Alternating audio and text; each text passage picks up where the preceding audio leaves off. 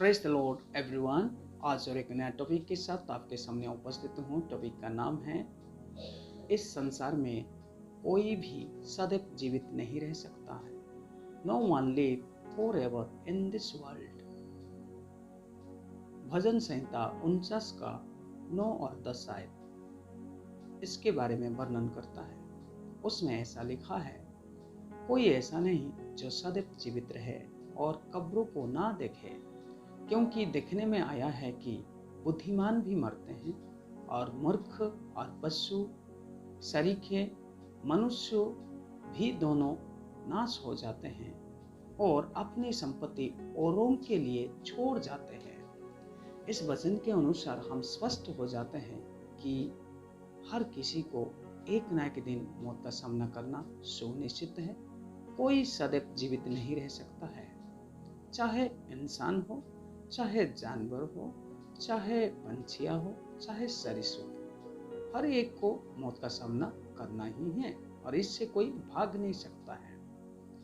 मनुष्य के जीवन के बारे में धर्मशास्त्र ऐसा बताता है कि मनुष्य का जीवन बहुत सीमित समय का है।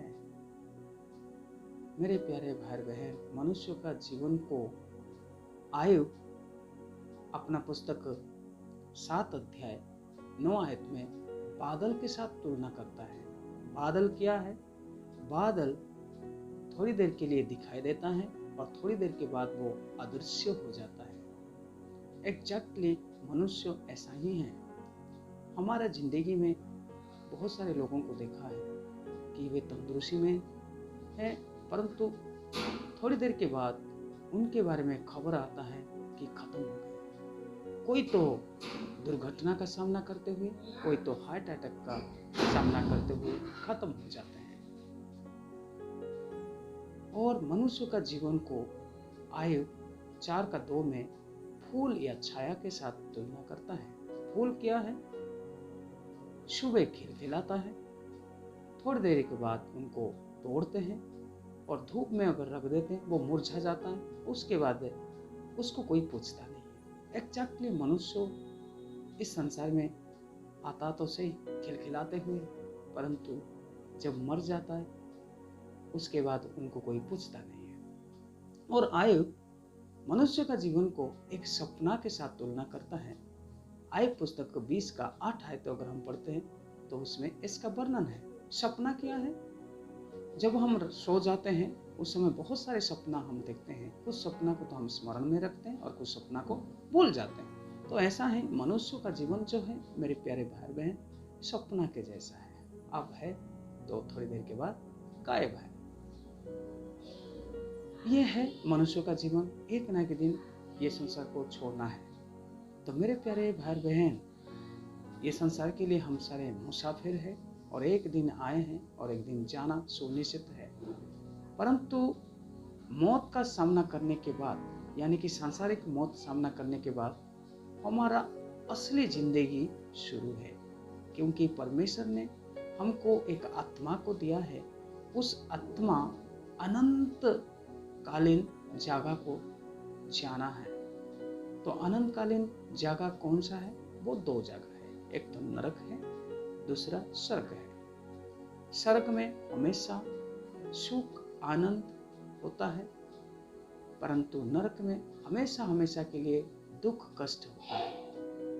तो हमारा आत्मा के लिए भी सोचना चाहिए। इसीलिए मेरे प्यारे भाई बहन, प्रभु यीशु मसीह इस धरती में आने का मकसद को उसने बताया है। ये संसार के उपलब्धियों को महत्व देते हुए अगर आप अपना प्राणों को खो दोगे तो तुम्हारा कोई लाभ नहीं है।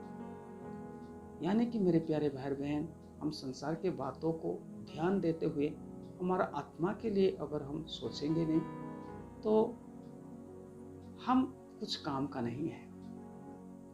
इसके बारे में अगर हम मत्ती लिखी सुसमाचार 16 अध्याय 26 आयत पढ़े तो उसमें वर्णन है। उसमें ऐसा लिखा है, यदि मनुष्य सारे जगत को प्राप्त करे और अपने प्राणों को या प्राण की हानि उठाए तो उससे क्या लाभ होगा? या मनुष्य अपने प्राण के बदले में क्या देगा? मेरे प्यारे भाई बहन,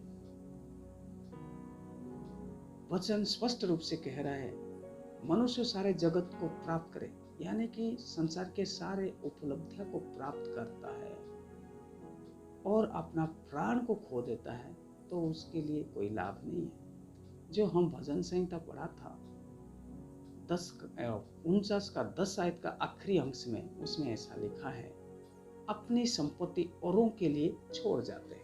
यानी कि इंसान जब खत्म हो जाएगा, उनका संपत्ति को वो लेके नहीं जाएगा और दूसरे के लिए छोड़ के जाएगा, परंतु उसका आत्मा कहाँ जाएगा उसके बारे में वो सोचता नहीं है।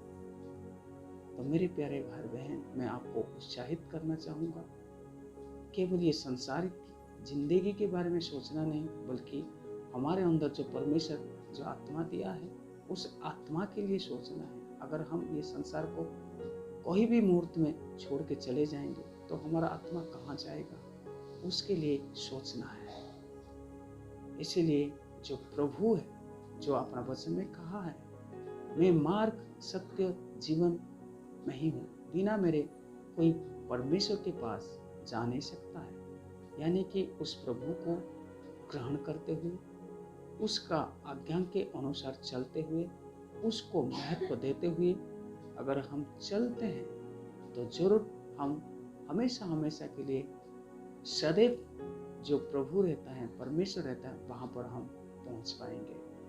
क्योंकि संसार का उपलब्धियाँ हमें स्वर्ग को लेके नहीं जाएगा।